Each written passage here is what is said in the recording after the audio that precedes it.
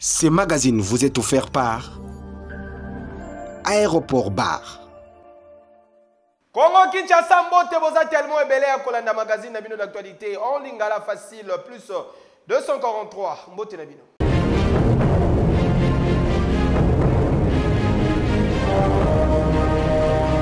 « 24 novembre 1965, 24 novembre 2021, 56 ans, jour pour jour, date historique pour le Cannabiso, et date Oyo Maréchal Mobutu Sese Seko, Azwaka pouvoir na maboko ya Joseph Kasavubu.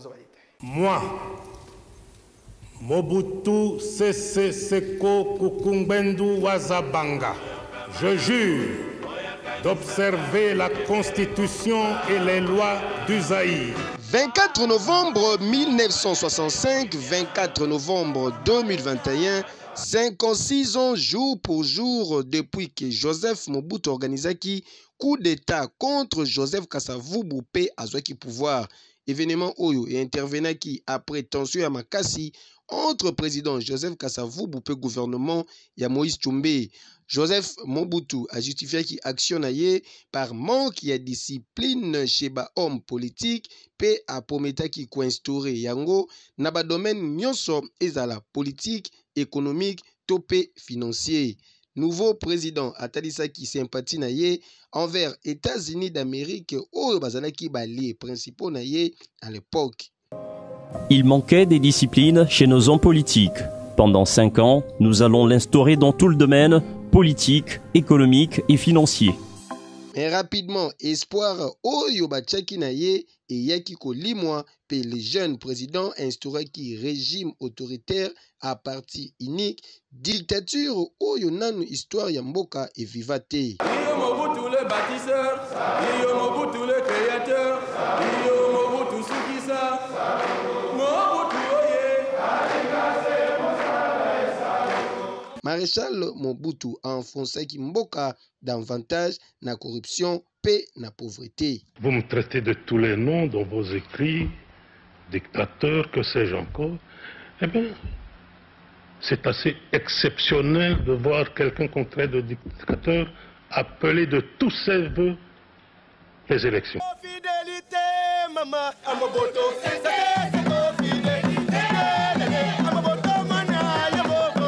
en dépit de l'ouverture démocratique, Oyo a proclamé qu'il a début Yabani 90, Bengana qui na pouvoir na mai 1997, na AFDEL sous leadership Yamouze Laurent Désiré Kabila, puis Joseph Désiré Mobutu Sese Seko, ayaki ko kufa musika na mboka plus précisément na Maroc, na date le 7 septembre 1997.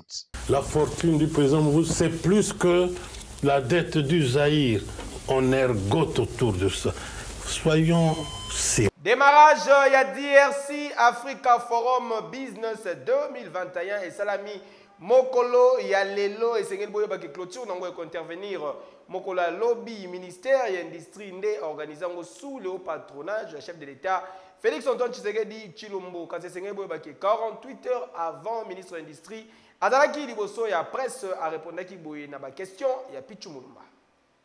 Évidemment, les chiffres en milliards semblent me perturber autant que cela va probablement perturber mes lecteurs.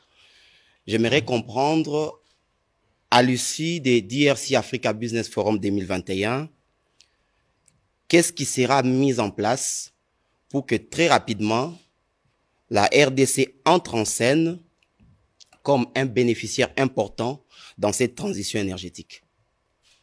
Oui, merci beaucoup. Bon, comme je vous l'ai dit, si nous commençons à vous donner toutes les annonces qui seront faites ces jours-là, on va faire perdre à la conférence effectivement son originalité. Mais je peux déjà vous dire que tous les intervenants qui arrivent, qu'il s'agisse des sociétés qui sont dans le secteur de production des batteries, qu'il s'agisse des institutions financières, il y a une structuration financière, une intelligence financière qui est faite avec l'accompagnement de la Commission économique des Nations Unies pour l'Afrique pour qu'à l'issue du forum, il soit signé des contrats. C'est-à-dire, ce n'est pas un forum où nous allons sortir, les gens vont prendre, siroter des champagnes à gauche, à droite et finalement, chacun rentre chez lui. Donc, il y aura à l'issue du forum la signature des contrats entre les intervenants, les acheteurs et les sociétés financières pour qu'on sache effectivement le chronogramme qui va accompagner la fin du forum. Et même, il est attendu qu'il y ait une usine pilote qui soit installée effectivement à Lubumbashi pour que cette usine commence à capter les premières productions du cobalt et de lithium. Il est attendu effectivement qu'une organisation comme AVZ International, qui va signer une convention de collaboration avec le gouvernement, commence l'exploitation du lithium à Manono, parce qu'effectivement c'est AVZ International qui a fait les études sur Manono, et on a déjà présenté les dossiers au gouvernement. On attend que la signature de la convention de collaboration, parce que la loi de 2014 qui institue les conventions de collaboration souligne que on ne peut signer une convention de collaboration que pour les investissements supérieurs à 1 milliard de dollars.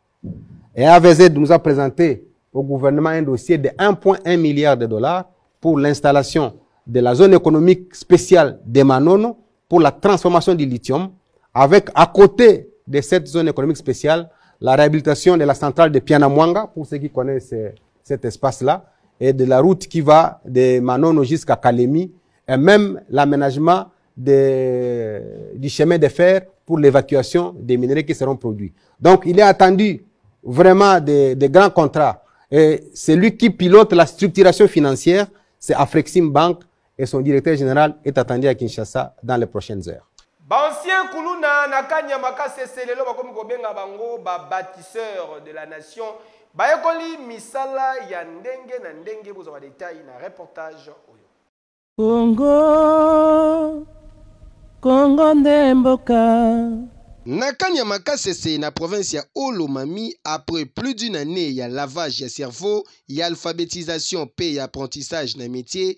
Ba ancien Kuluna ba komi ba bâtisseur na ba domaine ebele, local agriculture, mécanique, les lots ba menuisier ba bimi, grâce à encadrement, il y a général Jean-Pierre Kassongo, Oyo à Talisi Boye. Nous l'avions annoncé, il était prévu qu'après la formation paramilitaire, tronc commun, il fallait passer maintenant à la spécialisation, la professionnalisation.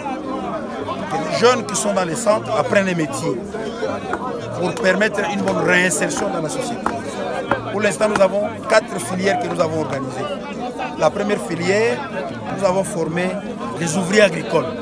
Vous avez vu les champs, nous avons travaillé avec eux, nous avons sémé, nous avons fait toutes les opérations ensemble avec eux. Ils ont la maîtrise.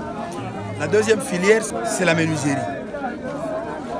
Nous sommes en train de former des menuisiers pendant qu'ils sont en train de recevoir la formation avec les travaux pratiques qui vont contribuer tant soit peu à renforcer la politique de la gratuité de l'enseignement que le président de la République, commandant suprême, a prôné dans notre pays, qui est déjà mise en œuvre. Natour na bango pe ba bâtisseur ba ex Kuluna baba Kisaki Boye. Tukangai batia kawanda na semba nguma baebinga na fazia na lola la libanda do vina ngeza ki faux vie do sona yibite mwana lia na le ko appel service national ezinga pona longo la makantino sa mabe wana zaki na ngo ya yibaka ya robotula ka batu ba biloko antuka biona aya ngo tetaka na sale inane mubimba na tikolo yibele wa mutute na tikolo ko tata na ndako wa mutute mais batu pe to na bango awa tuzana ba mama tuzana ba papa ka awa to vanta pena mwana biso ju to l'année règlement au benawale au single plateau tout comme la bena règlement ba teti na gali ba ebinga bien que chaque misa électrique donc na simbi poche boma pe yo kamela ma na mnicho inane dia yango na yiba ke luka mute gouvernement soki décision ya kanga biso akina biso na centre to yebi ke ba papa na biso mingi ba buleki gouvernement na biso boye aye ko sa biso mabe na kati ya mbomboka oyo baye mabiso jokande bayebaki mayele ya gouvernement te donc gouvernement alingaki kolonga biso ki antivala auto zala kinango makambo ya kobotola ya koyiba salaki mabe te vraiment donc awa tozali na kati ya mambo de style oh sur station c'est professionnalisation c'est que ça y est koyeba métier mutune efanda oyo tozosala ezali construction.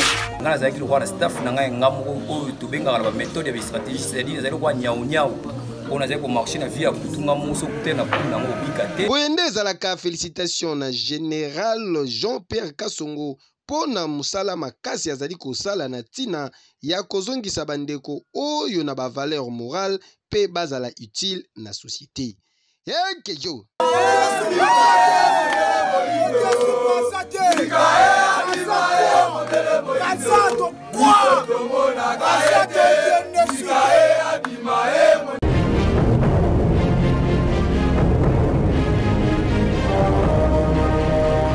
bazali koluka DJ Firenze azali moyibi ya bakiti yaki kotekela ngo mama Mirador a dénoncé na maboko ya la police na Kimbantseke poste 1 bakangi yango bozo ba détail na reportage signé Charles Mabunzo. Soki ba maman ya Koweït bakomi kosala lokola mama Mirador boko remarqué que kimoyibi eko diminuer. Tozali awa na poste ya la police ya Kimbantseke 1 esika wapi bozali komona bakiti ebele boye ezali nde po bayami yibi bayaki bayibi yango quelque part soki pe na église soki pe na terrasse nini soki pe sa de fête to esika ya matanga toyebi te kasi tango bazwaki yango baye kotekela mama Mirador abangi alobi embadi asombaka eloko ya moyibi te yoka lisolo bauti ekoexpokenga 100 chaise e na 100 chaise nasala plainte na nga eza na mabanga. Deuxième tour bayibaki nga 50 chaise nde ya parti ya major Christian na récupéraki yango. Mais na ma grande surprise DJ Firenze ya Kimbantseke oyo azali kosala bamakambo ya matanga azali comme client ayaka na maison alwa biloko mais ayaki kotekela ngai bakiti ya moyibi nalandi na destination na quartier 4 biloko wana bakoo nango bamonanaki te yako naza kaka la fille tata nanga na mama nanga bakufa balakisanga comex nayebi eloko ya kimoyibi te nagardaki biloko wana nayebi namona kolo nango. C'était le lundi passé. Tokomi mardi à l'Axingaï, kolo biloko ezali étoile. Étoile aïe na étoile to ça la papier na benga ba konti ko bino boteke nga biloko. Biloko moyibi nga na somba kate. Nde étoile pa lobi non mama Mirador na moni kelo za na yo innocent na makambo. Ngape na za comme client. Nde na baki na bango bokende bolukaka kolo biloko. Nde lelo lundi bata leta pe batie biso maboko baye nga na bimisi biloko na somba biloko moyibi te naza na ba preuve na na ba image. Donc DJ Firenze a détourné na tourna ye commandant ya Souciat pe abakisaki boye aki okuta bayibi 58 chaises baki kobomba ngo na ndako moko ndako wana mama wana a témoigné que butoso bakiti aboyi na ye kosoma bashezi wana abite funa benga polisi esala musala nango akomi wana nazwi mama wana na ye abite bamala les basheze yango oyo bakotikela nga wana soma ipapa miyibi mena yebisi bango bibie ke bobenga kolo bashezi wana aya awa po tosala papier bango basili nzela bakimi. Yo ya pomba grand moyibi okimi lisusu pona nini yo muto yaka koteka biloko ya batu ya kimoyibi awa pe esi komona yo eyebani osamboi mama Mirador komone su nani DJ Firenze ya Kimbantseke olobi DJ Firenze ya Kimbantseke oyo azali kosala bamakambo ya matanga yekeyo.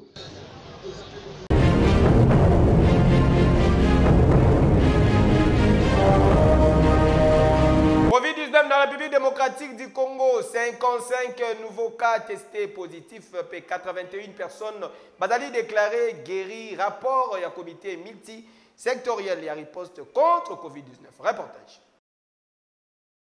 Selon bulletin quotidien sur situation épidémiologique na République démocratique du Congo, publié l'Obieleki, na comité multisectoriel et riposte contre Covid-19, Oyo batalisi que sur 1722 échantillons testés, 55 nouveaux cas ezali confirmés positifs awa na 4 provinces, dont 32 na Congo central, 17 na Kinshasa, 4 na Okatanga, PD na Ituri. En plus, 81 personnes babiki na ba centre ya traitement ya COVID-19 Peba oyo bazali kolandelama na ndaku dont 22 na province ya Congo Central, 17 na Nord Kivu, 11 na Owele, 11 na Kinshasa, 11 na Lualaba, pe 9 na Katanga. Batalisi lisusu ke 2 cas ya ba décès ezali enregistré na ba centre ya traitement ya COVID-19. Pour un rappel, depuis début ya épidémie déclarée en République démocratique du Congo le 10 mars 2020, cumul ya ba cas ezali de 58 114 cas confirmés, 1107 décès, pe 51 183 guéris. Ozali kobela onyokwami makasi na ba problème songolo pakala etungisaka santé na yo kima mbangu epa ya docteur Fiko Nzondo. David Kalambai, reportage.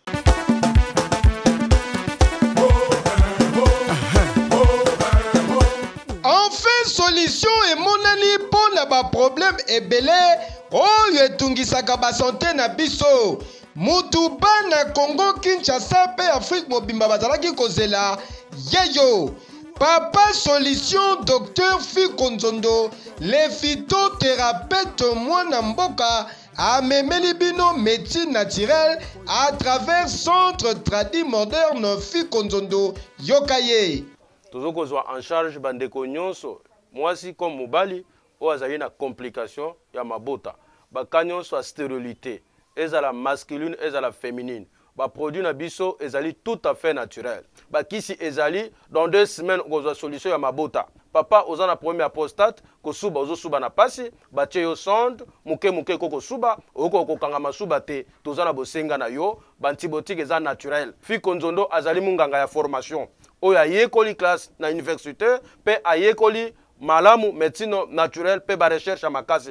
Tozoko soigner bandeko oyo bazana problème ya diabète. Tozoko soigner bandeko nyonso bazana maladie ya misu o tozo benga cataracte. Ndeko ozoko suko tanga te. Kotambola nzela misu flou. Télévision ozo tala lesusu te. Yaka epa na biso awa solution ezali toko peso ba kisi esokolo misu opération te. Ozana problème ya carie dentaire, maladie ya minu e katana. Et puis provoquer une mauvaise haleine. Monoko kolumba solo et pas na biso ezali des solutions soko ye awa. Papa ozana hernie interne comme externe. Ozana appendicite, ozali na kyste, ozali na myome. Maman ozana vibron yaka awa okoleka na opération te ba kisi za naturel. Epesa yo solution maladie wana ekolungwa. Maladie ya rhumatisme tozo soigner bandeko nyonso. Pasi ya mokongo, hémorroïde interne comme externe.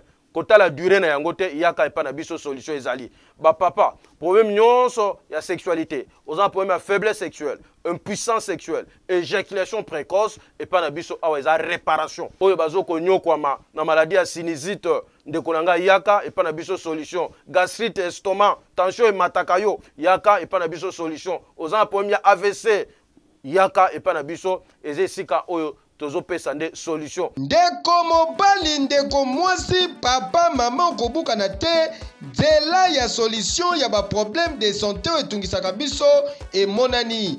Ezala pona bino batu bozalaka na problème ya loposo nduta mapalata esala yo lokola carte géographique maladie ya guitare veut dire bikwanza kwanza le kwanzeron benga na ba numéro ezali affiché tope kimambangu na centre tradi moderne Fiko Nzondo bako traité yo na ba produit oyo esalami à base ya ba plante naturelle pe okozwa solution. Médecine naturelle centre tradi moderne docteur Fiko Nzondo. Une seule adresse, avenue Kinzonzi, numéro 30, na quartier 5, na commune ya Djili, référence à Repemi, Oza Mobimba Oyo Wapi. Docteur Fiko Nzondo, papa solution, batika yo, posoki yo te, mususu, azali te. Yo! Oui!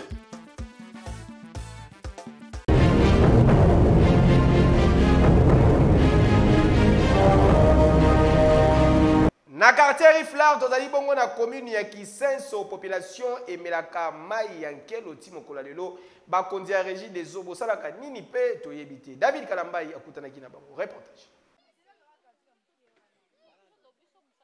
Après toujours banvula ebele population ya commune ya Kisenso bazali toujours na accès na eau potable te. Côté oyo bokondima te population basalelaka mai ya nkelo awa mai kutu ya robinet bosana po ba robinet elimwa mai o yankelo bango moko population bazalaka na confiance na yango te mais bazana choix te po coûte que coûte il faut bazwa mai ya kosalela pona komela kosokola bilamba kosokola nzoto ainsi que bamisala misusu oyo boyebi. Na micro ya magazine plus 243 Yoka Communication. Na likolo kuna ya rai toki da di to pena ya mai boy na mwana na mukongo pasi papa to souffrir pona mai nkele ba loli na seko to epito so koma vert na kashi kuna e so pe koma rouge to ye ba mai papa mai passe mai microbe ba pombe ga te kunda mai ko na sama bele sutuna lipongo vito to vanda kuna na likolo kuna pompe kunda mai koma bilanga e koma bilanga papa mai ezate ba sala mwa libulu mwa ya toka mai yango pe libulu niyo ka bima na kashi wana passe tuzoka na ba kanti na ba biga 25 bido mo 100 na ba nkelo musu pe bozo futa na pa mwa bo na sanza bo pesi 1000 francs 2000 ko bandi kotoka ti so esili futi su na sanza ba konti ya ville province ya Kinshasa poto lobate ya régie des eaux à Tabinomoko boye penza en plein 21e siècle tolobate bino bongo na bana kisenso e anini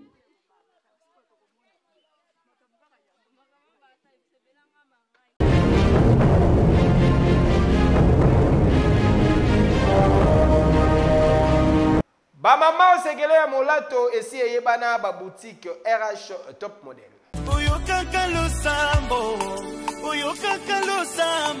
Kinshasa ba mama ya Congo Kinshasa pe Brazzaville boyebisa bango ke banvoiti te. Désormais pour na kolata malamu ba boutique RH Top Model etiki ba porte na yango polele pour na ko permettre bino bozo ba vêtements ya qualité. Bobanga te po awa bataille nyonso ezali ba pantalon, ba robe simple, ba robe ya soirée, ya cérémonie, ba chaussures, ba sandales, ma papa, ba ketchi ya solo, nyonso esengeli po na ba maman, ba femme d'affaires, ba jeune fille ya swag, bokokuta yango na ba boutique RH Top Model.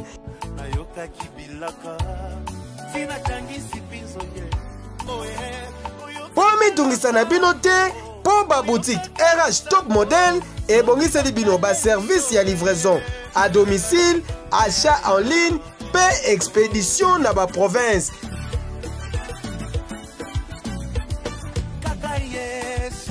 Bokoki kobenga na ba numéro ezali affiché to pe boleki na ba boutique RH Top Model oyo ezwami na avenue Colonel Lukusa na commune ya Gombe. Référence premier shopping mall na premier niveau Oza Mobimba. Topé Mususu Oezwami na numéro 1 et avenue Mont des Arts na commune ya Gombe. Musikate na école cours Sénèque. Kasi boboza na teke ba boutique RH Top Model ezali polele du lundi kino dimanche de 9h à 20h. Kasi dimanche na premier mall exceptionnellement de 13h à 19h. RH Top Model, vous rendre top, c'est notre devoir. Qui dit mieux? Yo! Olingo salisa manifestation na yo na ba condition ya kitoko Kimambangu na salle de fête Borève na commune ya Lingwala. Kinshasa yokelanga nanu eloko oyo yaboye nanu ezalate poto ekiti na Kinshasa groupe Gérant de l'Éternel bamemeli bino salle de fête Borève bijou ya kitoko boye cadre idéal pour na ba manifestation na bino nyonso avec l'équipement de dernière génération, service à qualité assurée, peu personnel qualifié pour na ko servir bino. Ezala pour na ba fête ya mariage, anniversaire, ba conférence, manifestation politique, séminaire kutu jemuke, sonorisation et kuba. Bokanisi esili te et bongo soki otali ba chambre de luxe pardon, yako samba ezate. Na salle de fête Borève, électricité est assurée 24 heures sur 24 heures avec parking moko sécurisé. Pour la réservation, topé plus de précision, bokoki ko benga na ba numéro ezali affiché. Au tuninga adresse, salle de fête Borève ezwami na numéro 171, ya avenue Kabalo na croisement Willery, topé soki okomi déjà na rond-point Willery au Samobimba. Salle de fête Borève, Mbatambuta, Yamukolo, Oleki Bango. Qui dit mieux? Epesa Zua Teo Kejo bana Kinshasa bakosa bino te bo batela eloko oyo. Charge ya couloir Kimbuta, cité d'ambiance ya district à Tchangu, aéroport bar Kimbuta, et pas ya PDG Oniva. Et Indara Mabe, reportage. Eyindie na Kinshasa eyinda Kamabe, temple de l'ambiance ya Tchangu, aéroport bar Kimbuta, cadre idéal pour na ba divertissement na bino. Pepo na ba détente ya kitoko na conseiller bino aéroport bar Kimbuta. O mela mwa kopo ya malili avec vitrine bien équipée na ba DJ professionnel po na komema bino na ambiance moko électrique.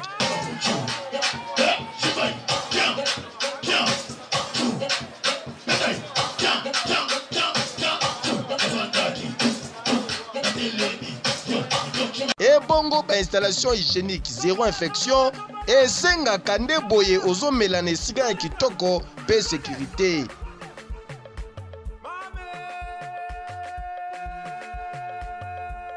PDG Oniva charge ya Kimbuta lobby aéroport bar Kimbuta saute mouton vitesse ya TGV ba voisin ba kozwa vaccin pour troisième vague za makasi. Des fois au Tchelibaya to lambeli yango. Donc désormais ezala po na ba manifestation na bino nyonso espace réservé ezali. Outi mikili ya poto ozalaka na Kinshasa oyokaka boulevard Kimbuta na sango boye malamu na aéroport bar Kimbuta. Po soki oyaka Kimbuta okota aéroport bar te seke nanu okoma Kimbuta te. Nani akoloba lisusu.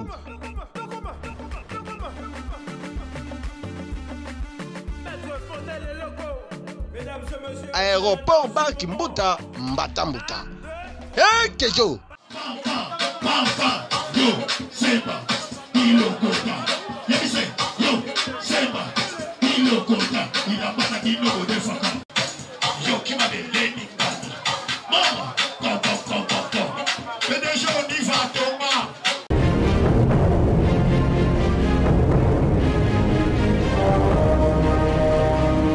Et d'aller déclaré recevable kasi non fondé plainte au bandeko ya Bénin.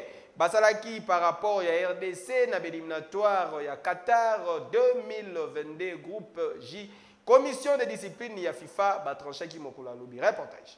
To reach the knockout round of 10 teams, the hosts from the Democratic Republic of Congo. FIFA randaki verdict na ye mokolo ya mardi 23 novembre sur dossier o ezalaki ko opposer République démocratique du Congo pe Bénin pour la commission de discipline ya Fédération internationale ya football association requête ezali reçu kasi etikali non fondé suite ya verdict oyo FIFA a homologué ba résultat ya rencontre ya 6e pe dernière journée ya phase de poule ya qualification ya Coupe du Monde Qatar 2022 pour na compte ya groupe J.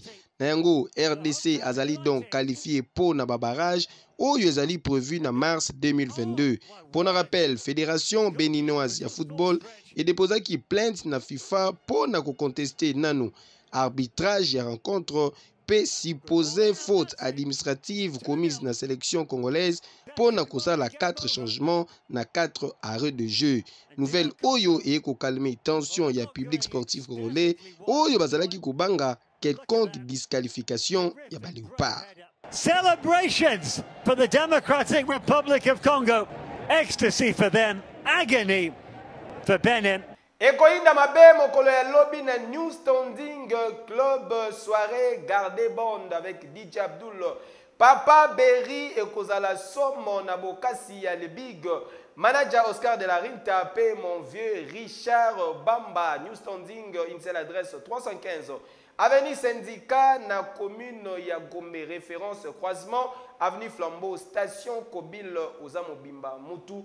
Azangate, vous comprenez que tu commune à souka la présentation ya magazine ya mokola lelo botika na ebisa bino gezali mokolo ya mbotama ya David Kalambai chef caméraman ya magazine na bino d'actualité plus 243 mbotama elamu papa na dersia to fete to lia ekozala somo merci à lambi makoso na mwelo moko likolo tozokende kolia kofeti awa ezalaka ndenge bamata bakita babaluka mabele na préféra bino ekele.